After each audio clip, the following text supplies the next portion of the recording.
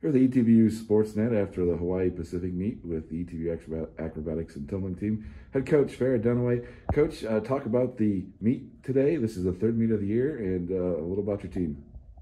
So I have a really great team this year, a lot of talent on the team, a lot of new faces, a lot of freshmen, a lot of returners that have just increased their strength and their knowledge of the sport. A huge addition this year is my assistant coach, Sierra Gray. She has been in charge of strength and conditioning for them, so that's been a pivotal part in our growth process for ETBU.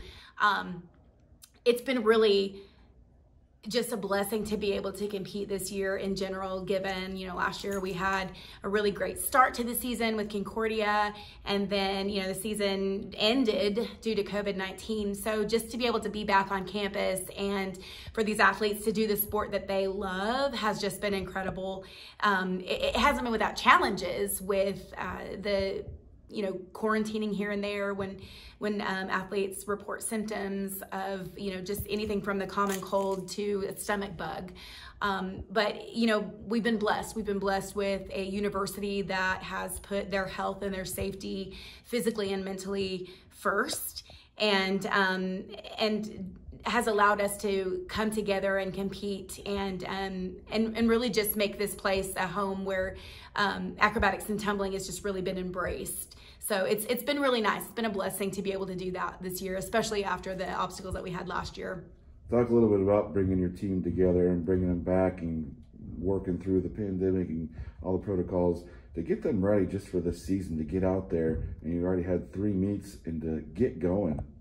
Yeah, so one of the hardest things about this sport in regards to working together when you have challenges like COVID-19 would be that, we can't practice unless we really have everybody here.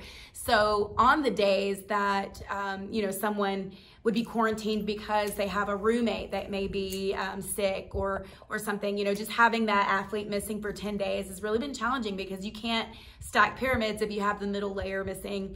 You can't sync passes if you have someone missing. I joke a lot about, sometimes wishing that I'd played or coached a sport where we kicked a ball or threw a ball or something like that, where you have a lot of individual things going on. But I think that's also what makes our sport pretty amazing, is the ability to rely on others and to be that team. So yeah, it's just, we've had to learn to just adjust and do the little pieces of work that we can while everybody's not together.